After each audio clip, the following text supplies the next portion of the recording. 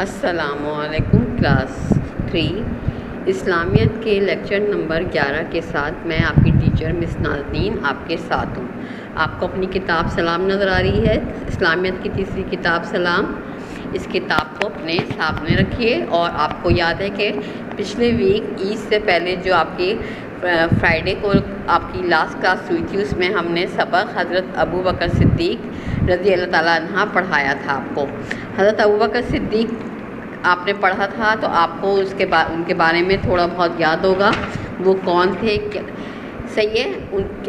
حضرت ابو بکر صدیق کے بارے میں نے آپ کو جو بتایا تھا، آپ کے مائنڈ میں تھوڑی سی ان کے بارے میں یاد ہوگا کہ میں نے کیا بتایا تھا۔ میں دوبارہ سے آپ کو ایک دفعہ بتایا کیوں کیا تھا، ان کی ابتدائی زندگی، یعنی کہ جب وہ بچپن میں تھے وہ کیسے تھے، کیا تھا، کس گھرانے سے تعلق تھا، کون ماں باپ تھے اور عرب میں وہ کیسے رہتے تھے۔ حضرت ابو بکر کا جو لقب تھا، یعنی کہ جس نام سے ان کو لوگ پکارتے تھے، وہ صدیق تھا۔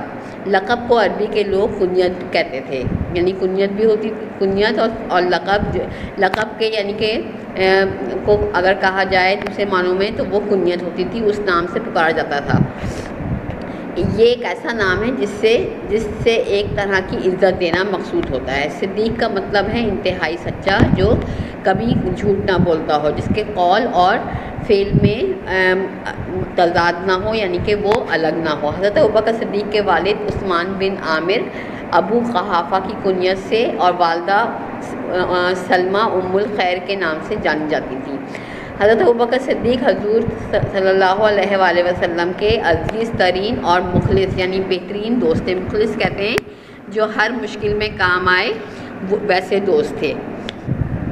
وہ عمر میں آپ سے 2.5 سال چھوٹے تھے، یعنی کہ ہمارے پیارے نبی سے 2.5 سال حضرت ابوبکر صدیق چھوٹے تھے۔ حضرت ابوبکر صدیق نے نوجوانوں میں سب سے پہلے اسلام قبول کیا۔ جب آپ صلی اللہ علیہ وسلم نے اسلام کی دعوت دی تو نوجوان طبقے میں سب سے پہلے حضرت ابوبکر صدیق آپ صلی اللہ علیہ وسلم پر ایمان لائے۔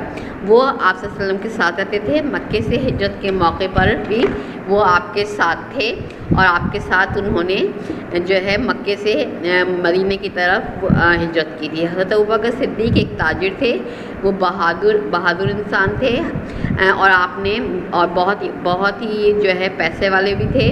بہت سے غلاموں کو آزاد کروایا اور سب سے مشہور غلام جو ہے وہ مؤذن اسلام حضرت بلال حبشی ہیں۔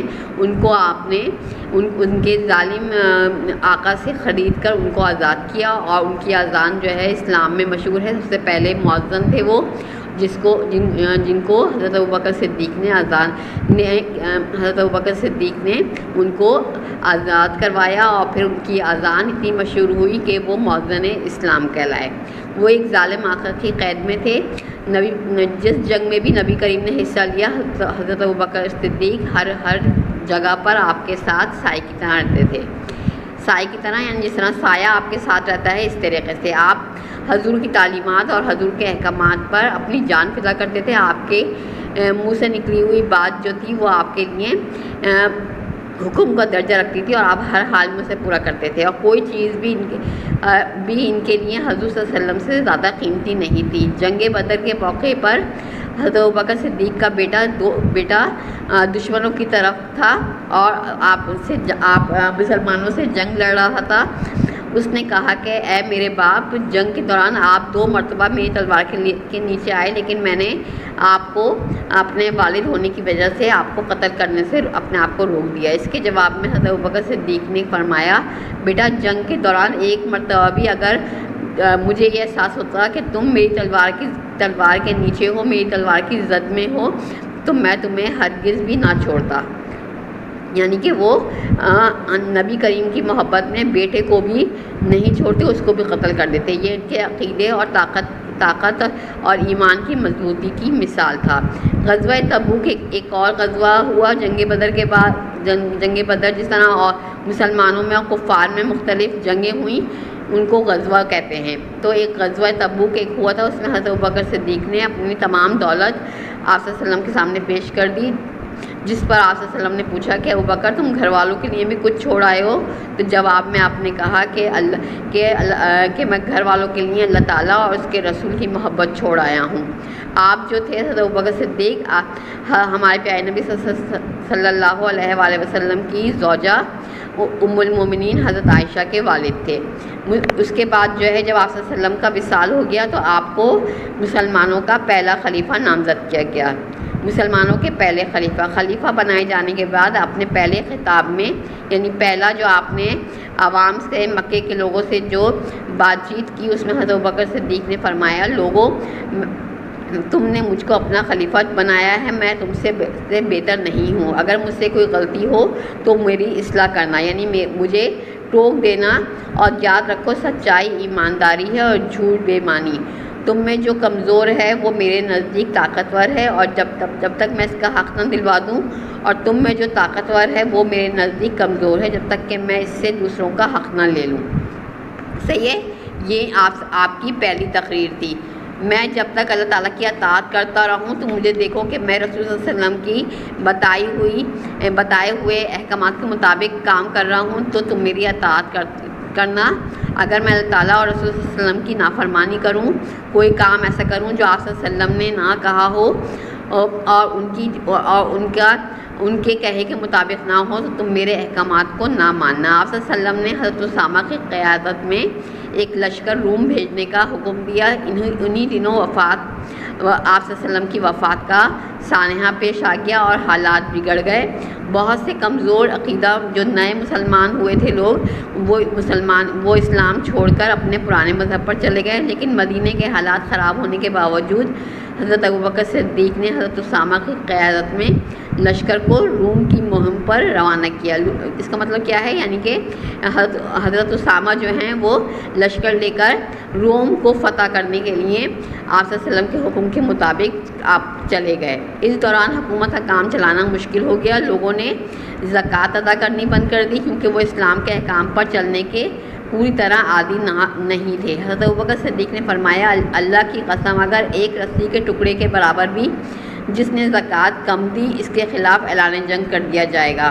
نبی کریم کی زندگی میں اور وفات کے بعد بھی کئی لوگوں نے پیغمبر ہونے کا یعنی نبی ہونے کا جھوٹا دعویٰ کیا، لیکن حضرت ابوبکر صدیق نے بڑے حوصلے کے ساتھ اس مسئلے کو حل کیا، ورنہ اسلام میں بڑے مسائل کھڑے ہو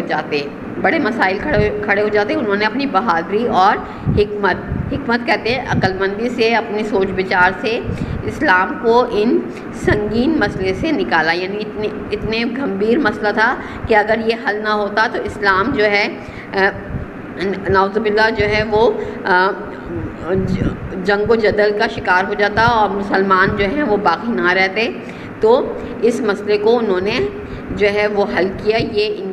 ان کے یہ دو بہت بڑے اسلام کے اوپر احسان ہیں، ایک زکوٰۃ لینے کا اور دوسرا جھوٹے پیغمبر کا دعویٰ کرنے والوں کے خلاف جو ہے جنگ کر کے ان کا خاتمہ کرنے کا۔ صحیح ہے، یہ سبق ہم نے پڑھا۔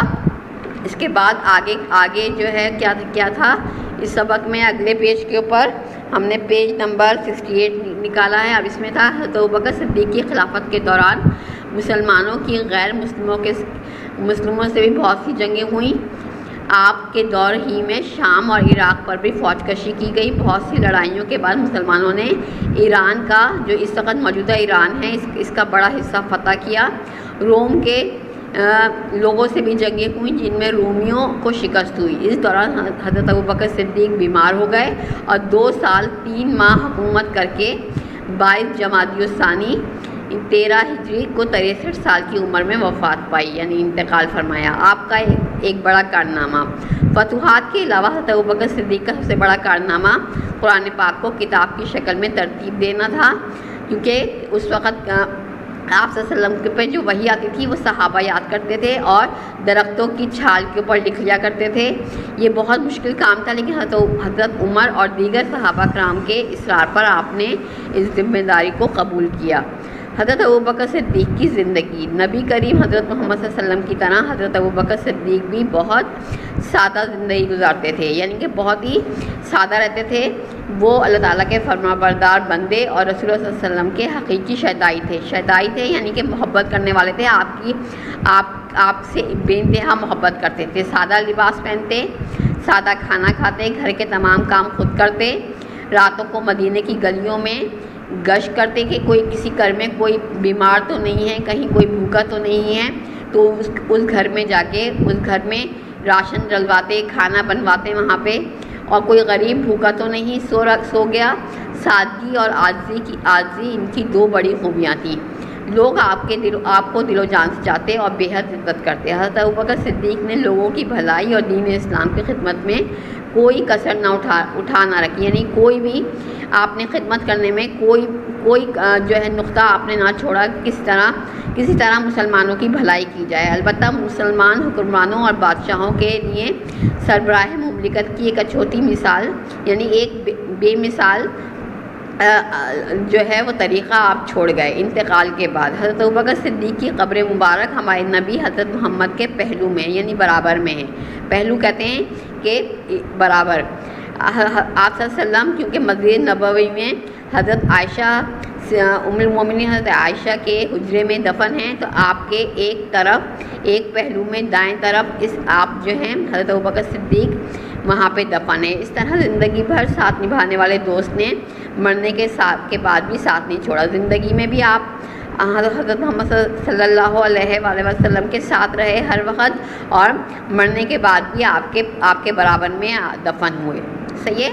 یہ ہم نے اس سبق کو پورا پڑھ لیا. آپ بھی اس کی ریڈنگ کیجیے گا تاکہ آپ کی سمجھ میں آئے. اور میں نے فرائیڈے والی کلاس میں، جمعے والی کلاس میں 2 سوال کروائے تھے. آج میں اس کے 2 سوال اور کرواؤں گی. اس طرح اس کے 4 سوال آپ کی کاپی میں ہو جائیں گے. صحیح ہے. اب ہم بورڈ پہ چلتے ہیں. یہ آپ کا بورڈ ہے، لیکچر نمبر 11 ہے. اور کل جو ہے آج جو تاریخ ہے وہ ہے 20 تاریخ 20/5/2021. صحیح ہے. آپ یہ جو ہے سبق کا آپ نے ٹائٹل بنایا ہوا ہے. سوال جواب کی بھی آپ نے ہیڈنگ ڈالی ہوئی ہے. آپ سوال نمبر 3 لکھیں گے. حضرت ابوبکر صدیق رضی اللہ تعالیٰ عنہ نے کتنا عرصہ خلافت کی، یعنی کہ حکومت کی. خلافت کہتے ہیں حکومت کو سنبھالنا، حکومت کے کام دیکھنا. تو اس کا جواب ہے حضرت ابوبکر صدیق نے 2 سال 3 ماہ حکومت کی تھی. صحیح ہے. آپ جو تھے 2 سال 3 ماہ آپ نے حکومت کی. اور پھر سوال نمبر 4 ہے حضرت ابوبکر صدیق نے اپنے دور میں کن 2 مسائل کو حل کیا تھا، یعنی کہ کون سے 2 بڑے مسئلے آپ کے دور میں 2 سال کے دور میں آپ نے جو ہے وہ آپ کے سامنے آئے، آپ نے ان کو کیسے حل کیا. تو جواب آپ کا یہ ہے. آپ رضی اللہ تعالیٰ عنہ کے دور میں لوگوں نے زکوٰۃ دینے سے انکار کیا تھا، اور ایک شخص نے جھوٹے نبی ہونے کا دعویٰ کیا تھا. آپ رضی اللہ تعالیٰ عنہ نے سختی سے ان کے خلاف جنگ کی اور ان کا خاتمہ کر دیا. یہ 2 مسئلے آپ نے حل کیے، جس کی وجہ سے اسلام جو ہے وہ آج تک قائم اور دائم ہے اور ہمیشہ رہے گا. قیامت کے دن قیامت آنے تک جو ہے اسلام جو ہے وہ قائم رہے گا. اور کیونکہ جو آپ کے پہلے خلیفہ تھے انہوں نے آپ کے 2 بڑے مسئلوں کو حل کیا، زکوٰۃ دینے سے انکار کرنے والے اور جھوٹے نبی کا دعویٰ کرنے والے. یہ 2 جو مسئلے اٹھے تھے ان کو آپ نے بہت ہی حکمت اور بہت ہی عقل مندی سے ان کے خلاف جنگ کی اور ان کا خاتمہ کر دیا. صحیح ہے. یہ 2 سوال آپ نے اپنی کاپی میں اسلامیت کے کرنے ہیں. اس کا آپ کو اسکرین شاٹ مل جائے گا جو میں آپ کو جو ہے لیکچر کے ساتھ آپ کو دے دوں گی. صحیح ہے. اور اب آپ کا یہ لیکچر نمبر 11 اسلامیت کا یہاں پر میں ختم کرتی ہوں.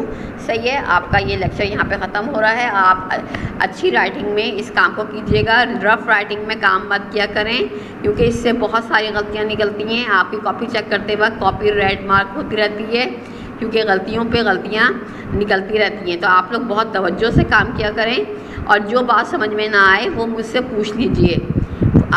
گروپ پہ مجھے میسیج کیجئے، کال کر لیجئے اور کال پہ آپ مجھ سے پوچھ لیجئے. لیکن کام کو بہت توجہ سے کریں، دیکھ بھال کے کریں اور نقطوں کا شوشوں کا خیال رکھیے. صحیح ہے. یہ چیزیں آپ ابھی سے کریں گے تو آپ کی رائٹنگ اچھی ہوگی اور آپ کو بات سمجھنے میں آسانی رہے گی۔ اور اب آپ کا لیکچر ختم ہوتا ہے۔ خدا حافظ کلاس۔